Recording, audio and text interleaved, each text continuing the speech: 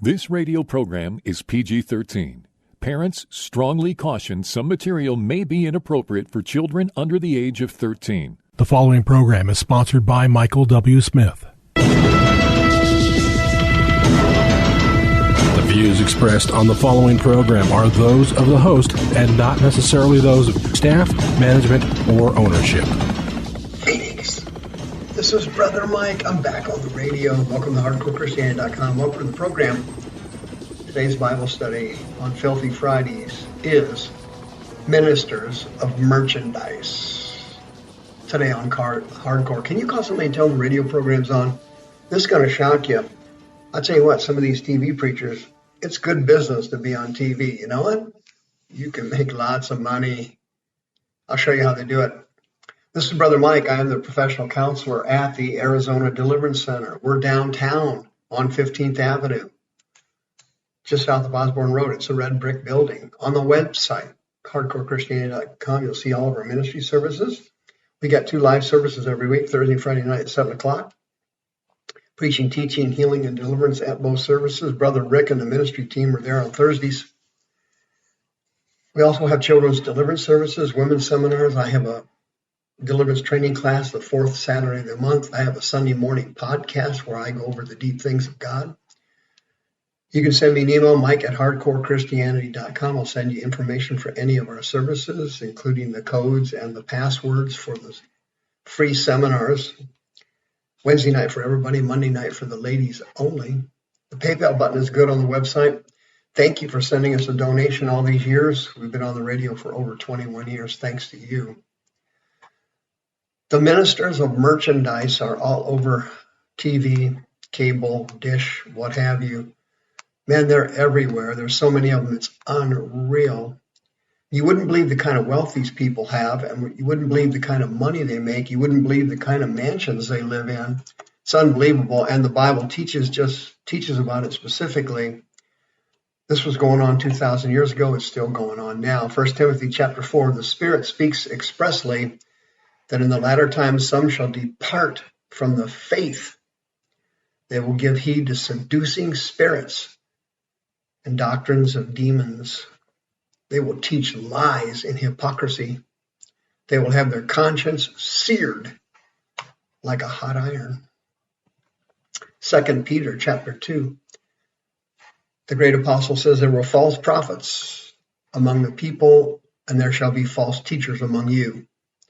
They will privately bring in damnable heresies. Greek word for damnable there is apolia, which means destructive. They will bring in destructive heresies. They will deny the Lord that bought them. They will bring on themselves swift, same Greek word, apolia, destruction. Many shall follow their pernicious ways. Same Greek word, apolia, destructive ways. By reason of whom the way of truth shall be evil spoken of. Greek word, blasphemeo. They will blaspheme the truth of the word of God. How will they do it? He says it right here. Through covetousness, they will with feigned words. Greek word for feigned there is plastos, where we get our English word plastic. Molded words. Words that you come up with to fit your listeners, like a politician. 100% of all politicians are liars. 0% of them are born-again Christian. They're all crooks and thieves and pathological storytellers. All lies. Everything's a lie. From Biden on down, from Trump on down, everybody is lying. It says through covetousness. Pleonexia is a Greek word. It means to have a vicious passion for money or material things, to covet something. Through covetous, they shall with feigned words, plastos, they will mold words just the way you want to hear it, see? You can't fool people all the time. You got to keep doing it differently. And then it says they will make merchandise of you. Merchandise Emporiumai is the Greek word for merchandise there. And it means to treat you like a department store. That's where we get our English word, emporiums. An emporium, someplace you shop, someplace you trade goods, someplace you buy and sell, an emporium. They will make merchandise of you, emporiumai. What does that mean? They will treat you like a product. Let me give you an example. These preachers all live in mansions, and they're all filthy rich. Listen to here's the top 8 richest ministers in the United States as of 2023. This was last year. Here we go, starting at the bottom. Jesse Duplantis, 20 million net worth. Rick Warren, believe it or not, 25 million net worth. I would have never guessed that one. Creflo Dollar, 27 million net worth. Andy Stanley, I am absolutely shocked at that. Of course, this includes his inheritance from his father. $45 million net worth. You believe that? Steve Furtick, he's relatively new to the game. This guy's a pro. $60 million net worth. Pat Robertson, when he died, you know what his estate was valued at? $100 million. Joel Osteen, he doesn't even take a salary from his church. $110 million net worth. Who's the richest of them all? I'll give you a second to think about it quickly. Of course you know who it is. Kenneth Copeland has a net worth of $300 million. They made merchandise of you, friend, you the fool. And there's one born every minute, according to Barnum and Bailey. Recently, Inside Edition, the tabloids show, Lisa Guerrero was one of the reporters on there, attempted to interview Jesse Duplantis about his home. He wouldn't answer any questions, but here's the bottom line. Jesse Duplantis recently gave some information about his mansion. It's unbelievably huge. You can't even believe it. It's worth $20 million. With the 501c3 laws in the United States, nonprofit organizations are the easiest ones to abuse. Let me give you a quick example. Black Lives Matter. Just one of thousands taking money, pilfering money out of their nonprofit cause and buying mansions with them. Did you remember that scandal broke out 2 years ago? The director of Black Lives Matter had purchased three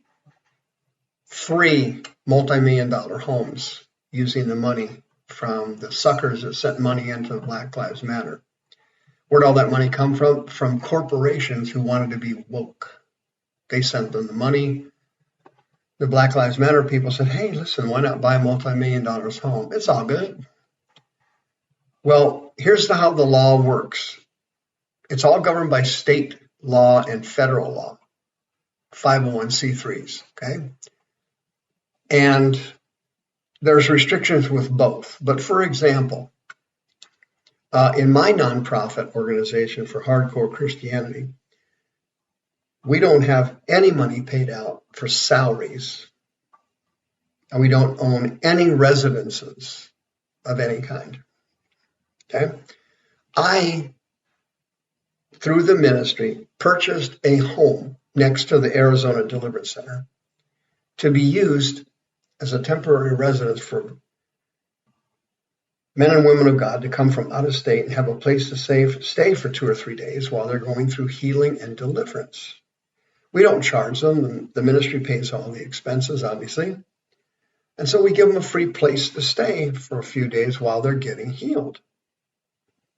I tried to get that building through the state of Arizona and the city of Phoenix and Maricopa County. I tried to get that building added to our nonprofit portfolio and tried to get it as tax-free because it was a property used for the ministry. And at the time, of course, we only paid $185,000 for it when we bought it. You know, obviously it's worth way more than that now with the insane inflation that's gone on in Phoenix, but they denied us. And we were using it for legitimate ministry purposes. The ministry owned it. I did not own it. I didn't have anything to do with it. I've never slept one night there. Well, if you get a mansion, the government allows you to consider that a parsonage, right? Jesse Duplantis lives in a $20 million mansion free. No property taxes, no taxes, nothing. Okay. Peter Popoff has a mansion in California. It's currently for sale. $7.3 million is the list price, if you can believe that. Can you imagine that? These people are filthy rich. Filthy rich. Kenneth Copeland has an 18,000 square foot mansion on a lakefront property in Fort Worth, Texas. It's worth over $10 million. Pays no taxes on it. Lives there for free. It's considered a parsonage. Do you believe that? They all live in multi-million dollar mansions. And they're all rich. And they all live off of donated money. Money donated by you. Some people call them suckers. Some people donate money to them. Kenneth Copeland has a net worth of $300 million, lives in a mansion, 18,000 square feet, for free. Doesn't pay Fort Worth any property taxes of any kind on the property because it's considered a parsonage. It's considered a parsonage. Jesse Duplantis doesn't pay any property taxes at all.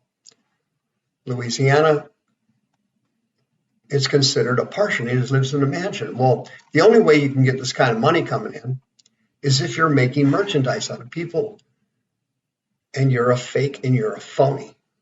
Take the money that's supposed to be used for the word of God and spreading the gospel and benefiting people.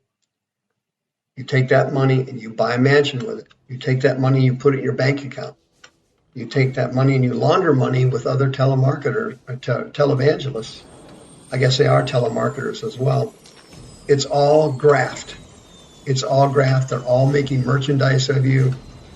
Nothing can be done about it other than you stop sending them money so they can live. Kenneth Copeland now has 2 jets. Jesse Duplantis has 1 jet. He'll catch up later. May God save us. The views expressed on this program are those of the host and not necessarily those of staff, management, or ownership. This program was sponsored by Michael W. Smith.